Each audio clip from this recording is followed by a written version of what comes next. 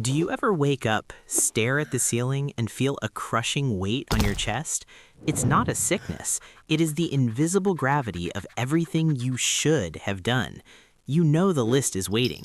The dirty dishes, the unanswered emails, the startup dream that's gathering dust. But your body feels chained to this bed. You reach for your phone, a temporary painkiller. Scroll, scroll, and scroll. The blue light tricks your brain, but deep inside, the alarm clock of your conscience is screaming.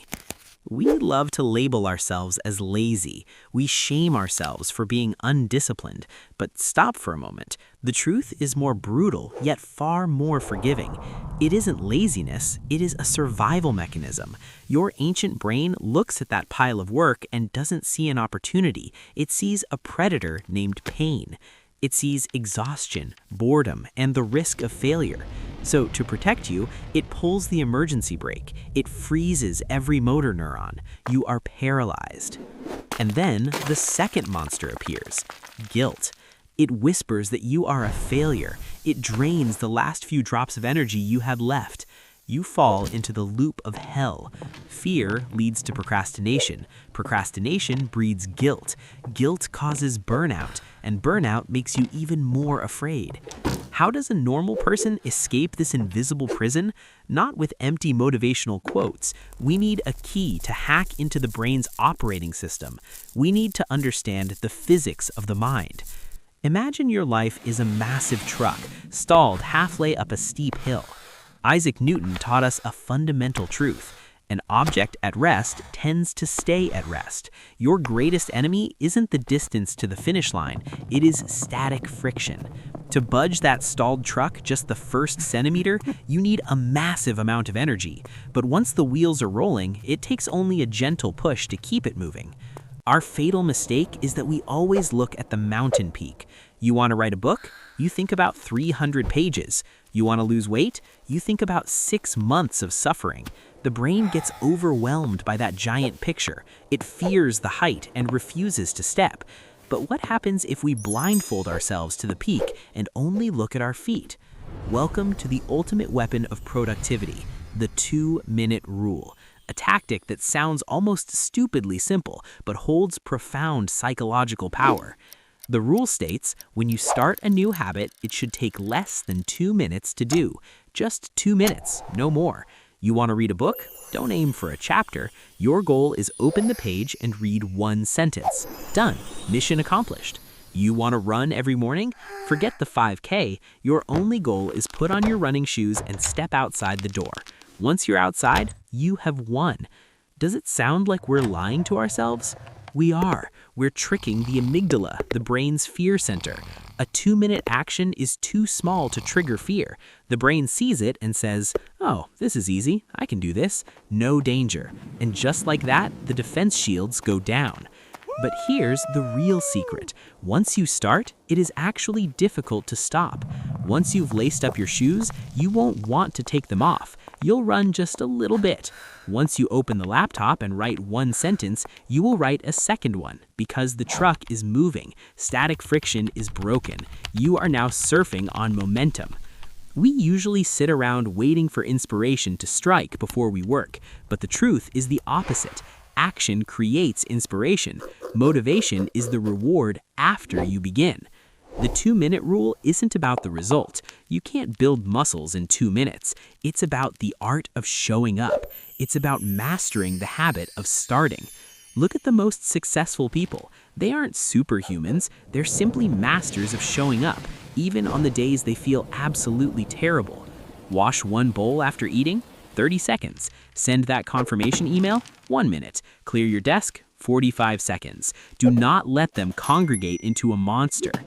Every time you complete a tiny task in 2 minutes, your brain releases a hit of dopamine. That's the joy of completion. It's a high more addictive than social media. You start getting addicted to the feeling of getting things done. From those tiny victories, you build the confidence to conquer the bigger mountains. You can even use it to break bad habits. When you want to smoke or doom scroll TikTok, tell yourself, "I will do it, but I have to wait 2 minutes." Sit still and stare at that craving for 120 seconds. Usually, emotions are like waves. They rise and then they crash. You regain control. But deeper than productivity, the 2-minute rule is a tool for soul surgery. It changes how you view your own identity. Why do you always fail when you try to change? Because you try to change the result without changing the belief. You still believe you are a lazy person. As James Clear said, every action you take is a vote for the type of person you wish to become. You don't become a writer by wanting to write. You become a writer by writing, even if it's just 2 minutes a day. 5 days in a row holding the pen, those are 5 votes that say, I am a writer. Self-belief isn't built on empty promises or New Year's resolutions. It's built on proof, and a 2-minute action is cold, hard proof. When you make your bed every morning for 2 minutes, you're telling yourself, I am an organized person, and slowly you start acting like an organized person. Do not underestimate tiny actions. A tiny acorn holds the potential of a dense, mighty forest. Small habits lead to a big life. You don't need to be perfect. You don't need to go to the gym for an hour on day 1. You just need to not quit. You just need to show up. There will be bad days where you only do 2 minutes. That's okay. The important thing is that you didn't break the chain. You kept your promise to yourself. True self-esteem comes from keeping promises to yourself. Every time you beat laziness for 2 minutes, you are laying another brick in the fortress of your self-respect. Look again at the hourglass of your life. The sand is falling, and it never flows upward. Time is a non-renewable asset.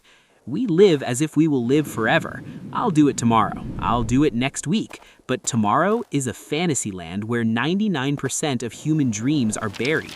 One day, you will wake up and realize there is no more time to do the things you always wanted. Don't let that day arrive with the bitterness of regret. Don't wait for things to be perfect. Don't wait until you feel ready. You will never be ready. Start even when you're shaking. Motivation is not lightning from the sky. Motivation is the fire ignited by the friction of action. Strike the first match. Right now, when this video ends, don't let the algorithm drag you to the next entertainment video. Fight that temptation. Turn off the screen, look around your room. Is there something you're putting off? Is there a book gathering dust? I challenge you. Yes, you. Take exactly the next 120 seconds to do one meaningful thing. Anything. Just stand up and do it. A small action today can change the trajectory of tomorrow. And if you change enough tomorrows, you change a destiny. The clock is ticking. Tick, tock. Tick, tock. Life is waiting for you to enter the arena. Stop thinking, stand up, and start right now.